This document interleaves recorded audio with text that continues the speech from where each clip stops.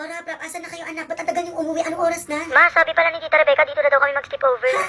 Diyan daw kayo mag-sleepover? Ay, hindi ma, kasasabi ko lang, diba? Gusto mag-isa ako dito sa bahay ngayon. Paano yan? Tulog ka na lang, O be. sige, basta mag-ingat kayo, mag-enjoy kayo dyan, ha? Correct, be. Ingat lang, baka malunod kayo dyan. Go, At be. sabihin nyo kay tita nyo, Rebecca, siya na bahala sa inyo. Oh, Mano Barret, bye mo. Sige na, bye-bye, anak. Mag-enjoy kayo dyan. Bye-bye, love you. I hate you. Ano ba yan? Mag-isa ko dito. Napaka-boring. Tatawagan ako. Ay, si Sheila Bong tumatawag. First time, ha? Perfect. Sagutin mo. Yes, Mare. Hello? Mare, asan ka na? Ganito kasi, mag-isa lang ako dito sa bahay ngayon and ang boring. So, I'm inviting you na pumunta dito. As in now na, ikahan tayo. Go, go, go. Tapos aayain ko din si Unting. Bongga! Okay, I'm coming.